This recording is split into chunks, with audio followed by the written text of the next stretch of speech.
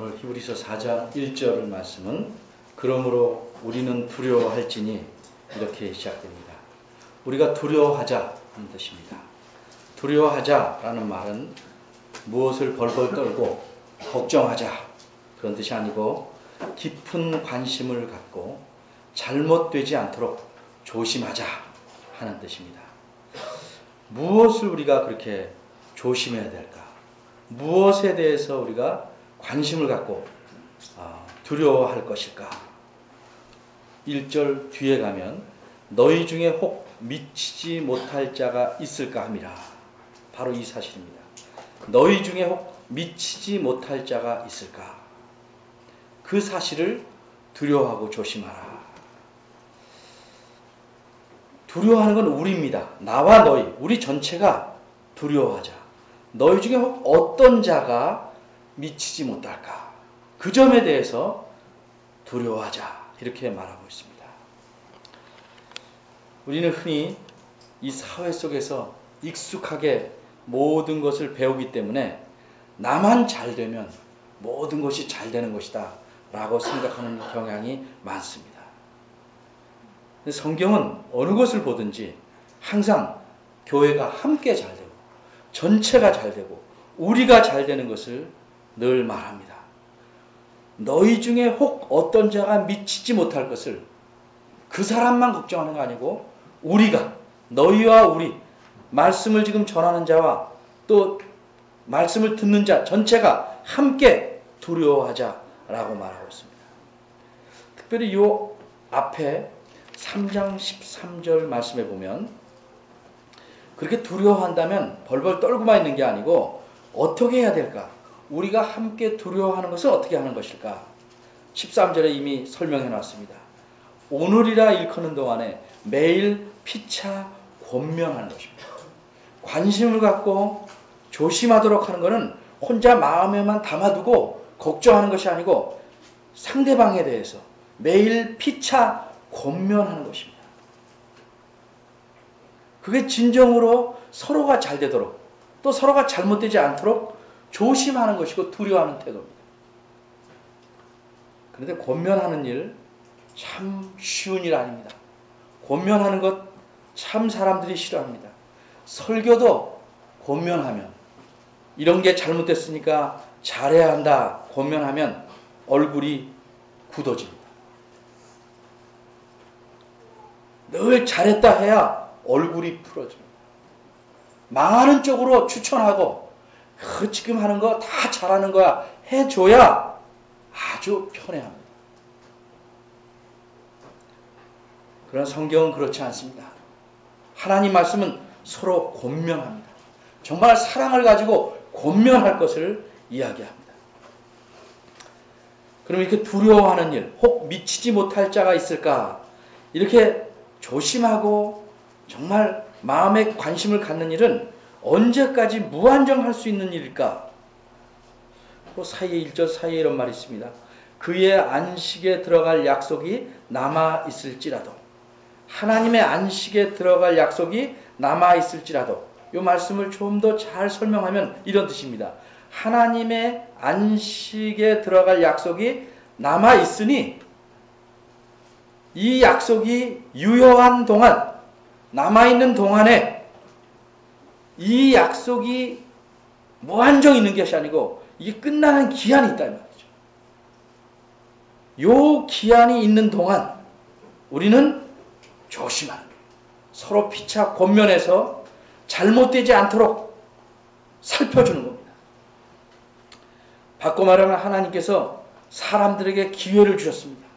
문이 열려 있을 동안에만 3장 13절 다시 보면 오직 오늘이라 일컫는 동안에 왜 이런 말을 썼냐면 3장 15절에 가면 성경 말씀 시편 95편 7절에 있는 말씀을 인용해 옵니다.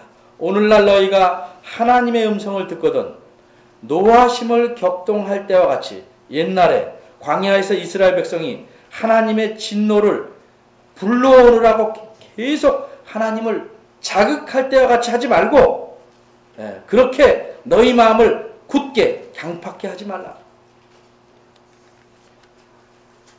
그 말씀을 근거로 해서 오직 오늘이라 일컫는 동안에, 아직 기회가 있다고 하는 동안에, 이 동안에 참 두려워하고 서로 권면하자, 이렇게 말씀하고 있는 것입니다. 어린이를 위해서 조금 설명을 더합니다. 너희 중에 혹 미치지 못할 자가 있을까 두려워하라는데, 미친다는 것, 정신이 이상되는 건 아니고 정신없이 빠져든다는 말도 아닙니다.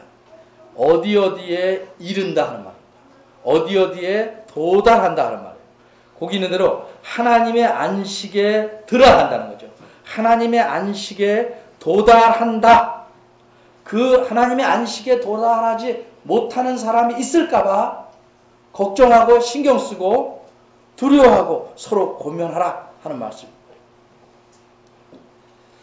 근데 4장 1절에 보면 그러므로로 시작됩니다. 그러므로는 어떤 이야기를 마무리할 때 쓰는 말이죠. 짧게 보면 3장 12절에서 19절 내용의 결론으로 지금 4장 1절부터 말씀하고 있는 것입니다. 그 앞의 내용은 뭐냐면 옛날 일을 말합니다. 하나님께서 이스라엘 백성들에게 그들이 있기 600년 전쯤에 그들의 조상인 아브라함에게 약속을 하셨어요. 그 약속을 하나님이 기억하고 계시다가 애굽이란 나라의 종이 된, 노예가 된 이스라엘 백성들을 참 큰 권능으로, 은혜로 건져내십니다. 노예로 살던 사람이 자유인이 된다. 감옥에서 평생 썩을 사람이 나온다. 그 기쁨은 이루 말할 수 없어요. 낙제할 사람이 낙제를 면한다. 떨어질 사람이 붙는다. 이 기쁨도 크지만 평생 노예로 살아왔고 대대로 노예에 살 사람이 그 노예에서 벗어난다. 자유인이 된다. 이거는 가히 상상해 볼 만합니다. 늘 학교 가면 얻어맞았는데 그 애가 다신 너를 안 때리겠다. 이 말을 들으면 날아갈 듯이 기쁜 거죠. 이 앞에 앉는 학생들은 여기 보세요. 예, 여기 앞에 앉는 사람은 잘 보는 사람만 앉는 거야. 예, 딴청할 사람은 뒤로 가세요. 예. 그래서 이 사람들을 광야를 지나 가나안 땅으로 데려간다. 그들이 노예로 살다가 자유인이 돼서 하나님께서 약속한 참 좋은 땅, 정말 풍요로운 땅, 자유롭게 살 수 있는 땅, 평화로운 땅, 누가 누구를 억압하지 않는, 또 하나님과 더불어 살 수 있는, 그래서 한마디로 안식한다. 하나님이 주시는 안식을 누리는 땅, 그 땅으로 가도록 그들을 애굽에서 끌어내셨습니다. 그때 나온 사람만, 어른만 60만 명 정도 됩니다. 근데 불행하게도 그 중에 단 2명만, 60만 중에서 단 2명만, 나머지 59만 9,998명은 다 그 광야에서, 사막에서 살다가 그냥 죽습니다. 40년 동안 그들은 거기서 다 죽고 맙니다. 오직 2명만 그 땅에 들어갑니다. 그들이 우리 자식들은 어떡하냐? 이 자식들은 들어가면 잡혀서 죽는다. 이러는 걱정하던 아이들은 오히려 들어갑니다. 힘센 어른들은 다 죽고 2명만 하나님이 약속하신 안식의 땅 가나안으로 들어갑니다. 어째서 이런 일이 벌어졌는가? 하나님께서 갑자기 마음을 변하셨는가? 하나님께서 갑자기 약속을 안 지키려고 하셨는가? 왜 이런 일이 벌어졌을까? 그 이유를 추적하면서 우리와 연관시켜서 말씀하고 있는 것이 2절입니다.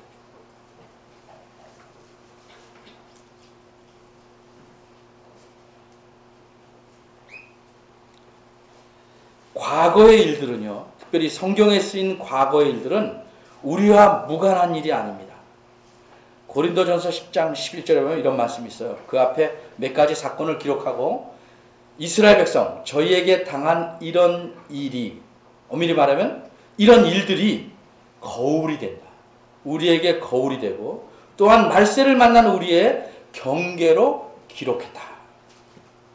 성경에 기록된 다른 일들을 보고 우리는 배우는 겁니다. 하나님께서 저들을 저렇게 하셔서 망하였구나. 저들을 저렇게 하셔서 복 주셨구나. 이런 하나님을 배우는 것입니다. 성경은 그냥 옛날에 이러고 말았네 이렇게 지나가는 게 아닙니다. 우리에게 거울이 되고 경계가 되라고 기록한 겁니다. 꼭 성경을 얘기하지 않아도 우린 일상생활에서 얼마나 다른 사람의 건전한 충고와 지혜를 무시하고 사는 것이 자기한테 손해인지를 잘 겪습니다. 저도 그런 일을 종종 겪어요. 수년 전입니다. 눈길에 차를 모야 눈이 오는데 제가 볼 때는 그거 별로 뭐 그렇게 아직 얼지도 않았는데 딴 차들은 다 죽은 듯이 살살 가요. 그때 지금 운전을 한 지 24년째니까 그때는 한 15년 이상 됐으니까 운전에는 좀 자신 있다. 뭐 이렇게 살살 가냐 이거. 옆선도 다 비었어요. 그것도 나란히 가는 게 아니라 이렇게 퍼져서 가는 게 아니라 한 줄로만 살살살살 간다. 이 차들이 왜 갑자기 이러냐.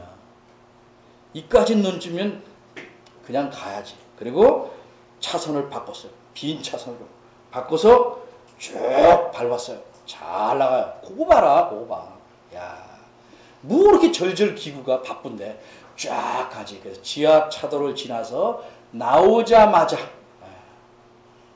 바퀴가 미끄러집니다. 트느라고 틀었지만 옆에 보도블록을 쳐박았어요. 그래서 앞바퀴에 그 바퀴를 끼우는 쇠가 찌그러집니다. 바퀴는 펑크가 나면 떼올 수 있지만 쇠가 휘면 몽땅 다 가요. 없는 살림에 기둥 하나 뺐습니다. 그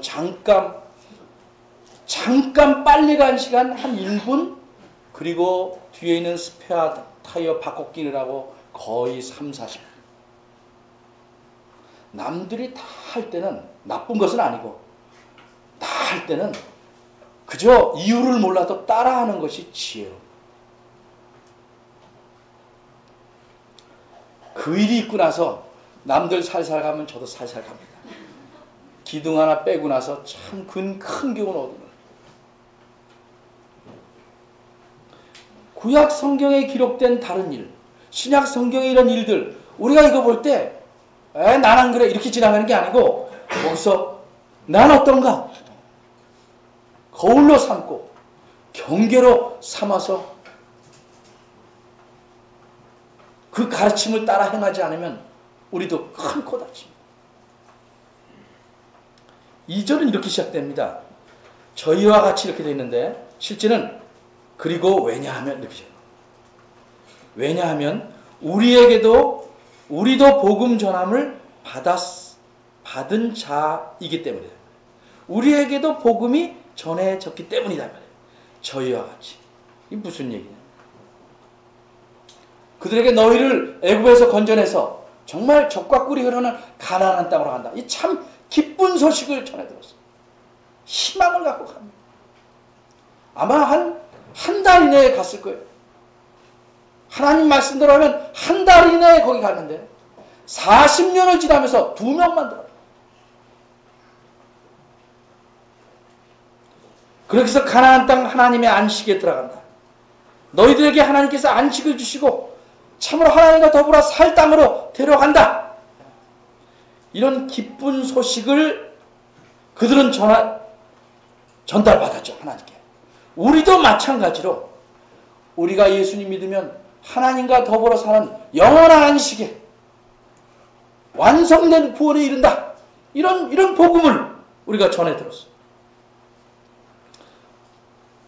엄밀히 말하면 우리는 지금 완전한 구원에 들어온 거지만 이 구원이 완성된 것은 아니에요. 아이가 100% 사람이지만 어른은 아닌 것과 같다.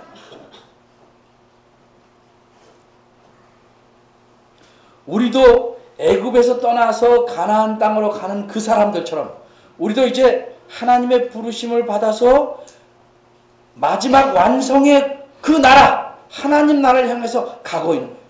이렇게 비유하는 거예요. 그들이 출애굽해서 광야를 지나 가나안으로 가듯이 우리는 부름을 받아 예수 믿기 시작해서 완성된 구원을 향해서 나아가는 똑같은 처지에 있는 것입니다.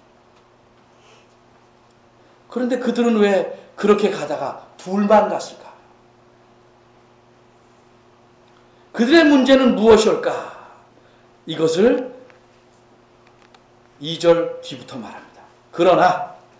그런데 그 들은 바 말씀이 저희에게 유익이 되지 못했기 때문이다.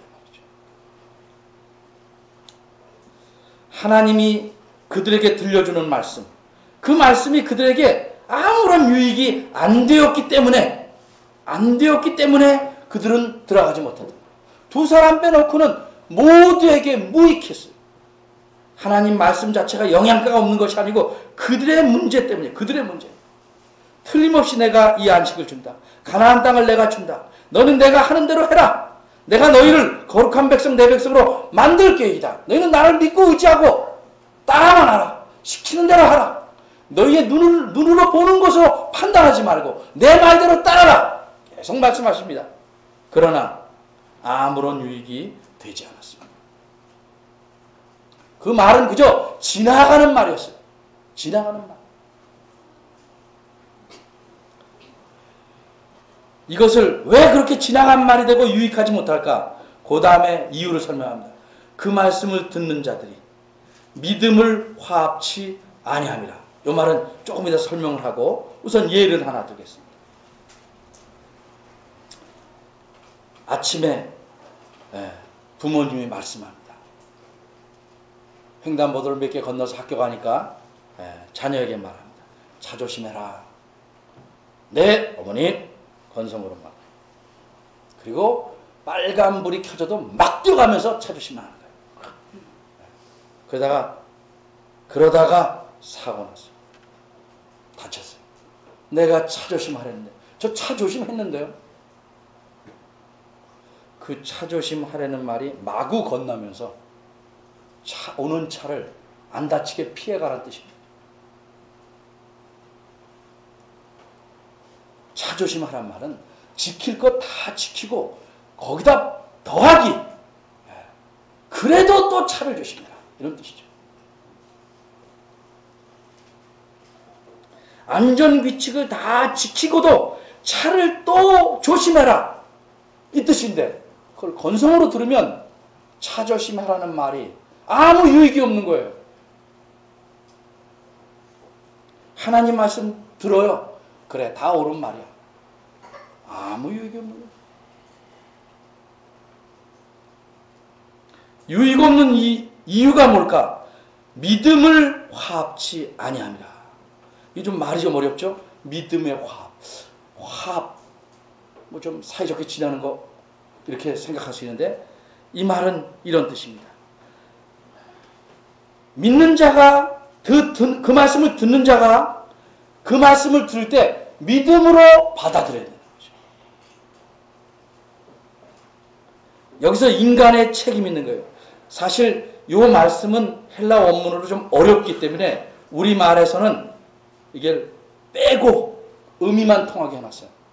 이거 설명할 시간이 또 길기 때문에 저도 우리말 성경에 따라 그냥 굵게 설명해 갑니다. 믿음을 갖는다고 해서 하나님 말씀이 오면 이거와 따로 노는 게 아니에요. 하나님 말씀을 들을 때 믿음을 화합한다는 건 그 말씀을 믿음으로 받아들인다는 거죠. 요 말을 좀 설명해야겠어요. 우리 믿음은 하나님의 선물이다. 이 말에 대해 오해가 굉장히 많아요. 믿음은 하나님의 선물이다. 그러니까 자연히 믿음으로 구원 얻는다. 오직 믿음으로, 그러니까 구원도 하나님의 선물이다. 논리적으로 다 맞아요. 믿음은 하나님의 선물이요. 구원은 하나님의 선물이에요. 사람이 어찌할 수 없어요. 그런데 믿음이 뭐냐? 그 성격을 잘 보셔요. 농사를 짓고 싶은데 땅이 없어요. 땅. 그러니까 땅을 달라고 해요. 땅을 줍니다. 땅을 주니까 농사를 안 져요. 그러면 그 땅이 곡식을 저절로 낼까요? 믿음은 그런 거예요. 땅을 주시는 거예요. 땅을. 또 믿음은 땅. 이렇게 생각하지 마세요. 예를 드는 거예요. 그 땅에다가 뭘 해야 돼요? 곡식을 심고 개간을 하고 그러면 곡식이 자라죠. 자라게 하는 건 내가 하는 게 아니라 땅의 힘으로 하는 거예요. 땅의 힘. 땅 안에 곡식을 자라게 할 모든 영양소가 다 있다 이 말이죠. 믿음은 그런 거예요.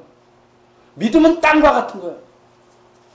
믿음을 선물로 주셨다는 것은 사람에게 책임이 있는 거예요. 그 믿음을 자라게 하고 그 믿음에서 열매가 맺게 할 책임이 우리에게 있는 거예요.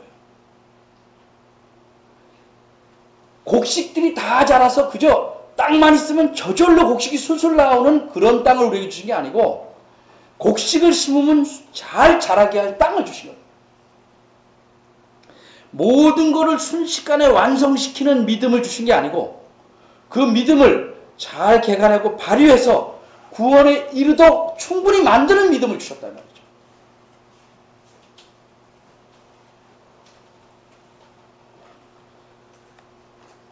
그렇기 때문에 믿음이라는 것은 이런 내용으로 들어있다고 볼 수 있어요. 믿음이라는 건 그 믿음을 주신 그분이 누구냐? 그분에 대한 지식이 있어야 돼요. 지식.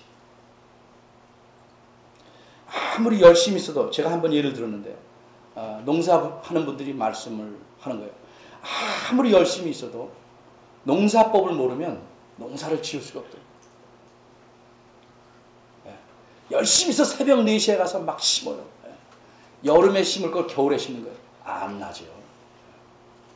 농사에 대한 지식이 있어야 열매를 거둬요. 성경 말씀에 대한 지식, 성경 말씀에 대한 가르침을 잘 알고 있어야 됩니다. 근데 이것만 알고 있는 것으로는 무익하다 이 말이죠. 믿음으로 그것을 받아들인다. 믿음과 연합시킨다는 것이에요. 믿음과 하나가 되게 한다는 거죠. 그래서 믿음이라는 건 지식과 그 지식을 통해 알게 된 하나님에 대한 신뢰가 있어요. 신뢰. 그러니까 믿음은 수학처럼 말하면 7은 3 더하기 4처럼 지식 더하기 신뢰입니다. 신뢰. 그럼 그분에 대한 지식이 있고 그분에 대한 신뢰가 있으면 자동적으로 두 개가 합해서 나타나는 화학 반응. 화학 반응이 뭐예요?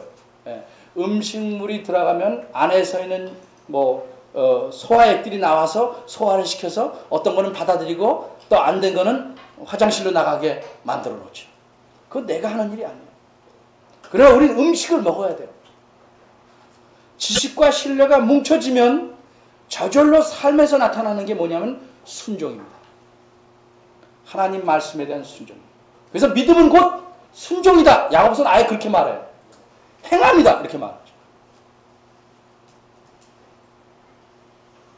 믿음은 그 믿음을 주신 하나님에 대한 지식, 하나님 말씀에 대한 지식 더하기 그분에 대한 신뢰.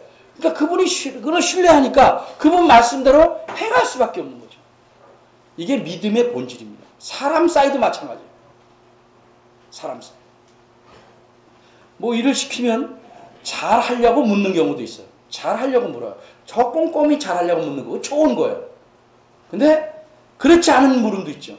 왜요? 왜 해야 돼요?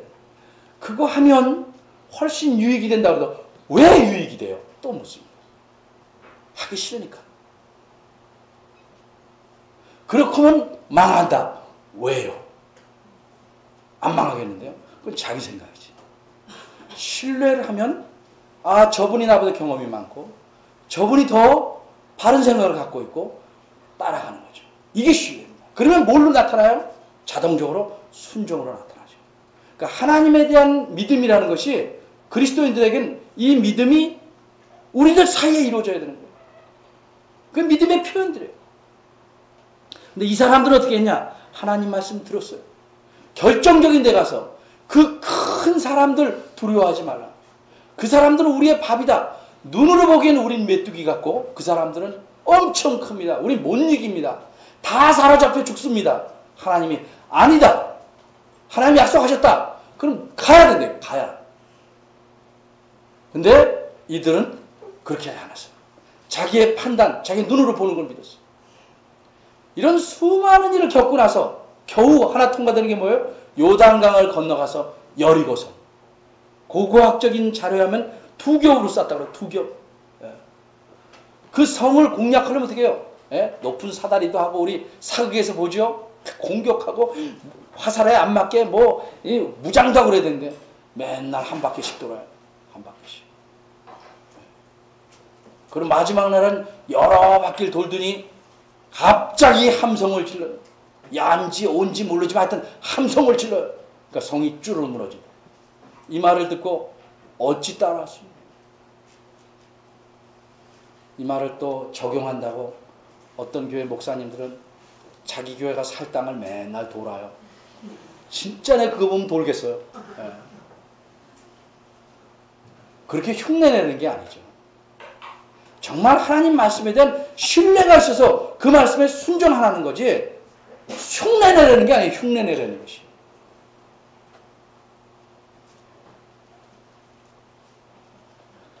그래서 4장 1절에서 13절 이게 한 덩어리의 말씀인데 우리는 앞부분만 살펴봤는데 이렇게 말을 하잖아. 6절에 그러므로 또 나옵니다. 6절에 보세요. 4장 6절에 그러므로 거기 들어갈 자들이 남아있거니와 우리 아직 들어갈 수 있어요. 복음 전환을 먼저 받은 자들은 순종치 아니하느냐 못 들어갔단 말이죠. 근데 오늘 3장 19절에서는 뭐라고 그러는 줄 알아요? 예? 이러보건대 3장 19절입니다. 저희가 믿지 아니함으로 능히 들어가지 못한 것이라. 요거를 4장 6절에서는 뭐라고 말했어요? 순종치 못함. 두 개 같은 거예요. 왜 같은지 금방 설명했죠? 그분에 대한 지식, 그분의 말씀에 대한 신뢰, 그분에 대한 신뢰가 있으면 믿음이라는 것이 그렇게 합해지면 저절로 순종을 가져오는 거죠. 4장 11절에 뭐라고 그래요? 그러므로 우리는 저 안식에 들어가기 힘쓸지니 누구든지 저 순종치 아니하는 본에 빠지지 말아라 이렇게.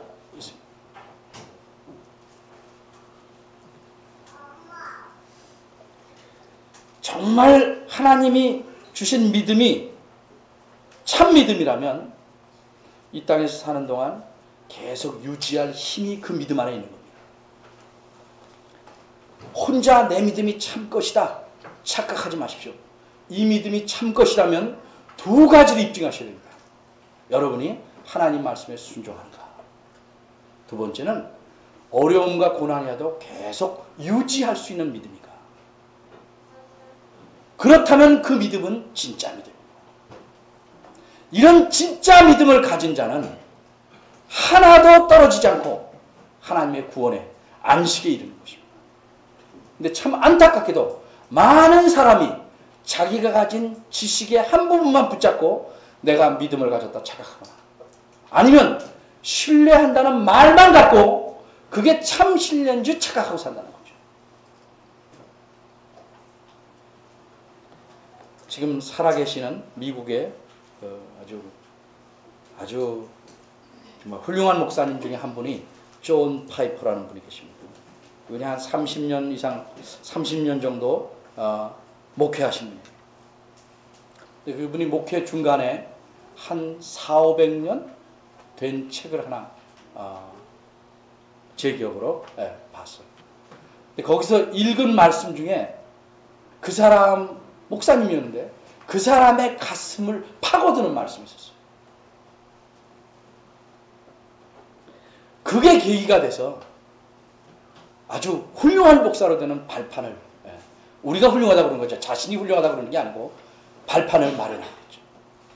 그 문구가 뭐냐면 이런 것이에요. 사람의 영혼. 영혼하면 사람 전체를 가리킨 겁니다. 그 사람의 가치와 존귀함은 무엇으로 재는 것이냐. 그가 누구를 사랑하느냐 혹은 무엇을 사랑하는 것으로 재는다는 거죠. 돈을 사랑하는 사람의 가치는 그저 돈 정도예요. 뭐 어떤 물건을 사랑하는 사람의 그 영혼의 가치는 그 정도예요. 정말 그리스도인이라면 하나님을 사랑하는 데서 그 영혼의 가치와 존귀함이 생깁니다. 그 말에 이분이 요새 말로 뒤집어졌어요. 내가 도대체 누구를 사랑하는가? 진심으로 자기 안에 내 명예인가? 내 업적인가? 정말 하나님을 사랑하는가?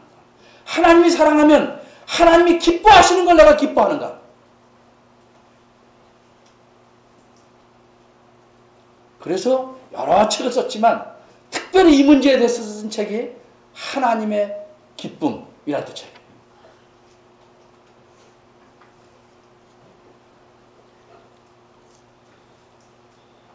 오늘 구약시대 이스라엘 백성들이 믿지 않아서 하나님 말씀을 듣고도 믿지 않아서 그 말씀에 믿음을 화합해서 순종하지 않으므로 하나님이 주시는 안식에 들어가지 못했습니다. 우리도 스스로를 속이지 맙시다.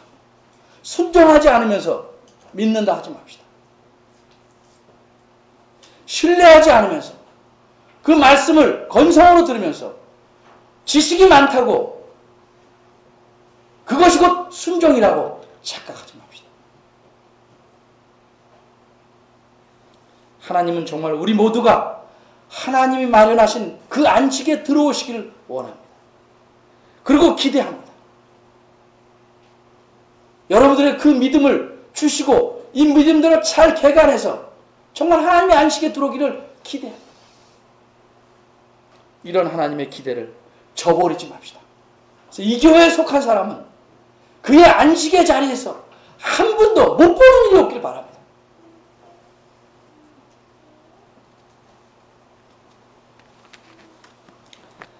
기도하겠습니다.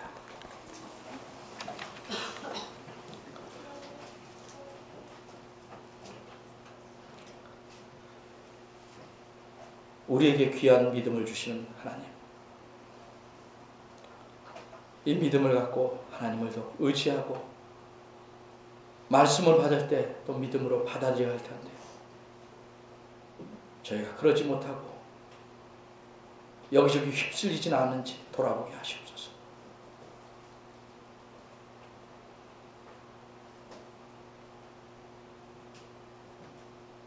혹 우리 중에 어떤 이가 하나님의 안식에 이르지 못할까 봐 두려워하게 하시고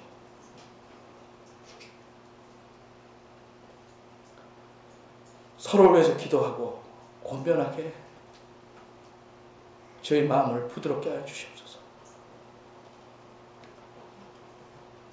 이 땅에서 사는 삶이 만만하지 않고 어렵고 힘들다 할지라도 우리에게 주신 참 믿음의 힘으로 견디게 하시고 주를 더욱 신뢰하고 안식의 자리에 넉넉히 이르는 저희들 되게 하시옵소서. 예수님 이름으로 기도합니다. 아멘. 같이 일어나서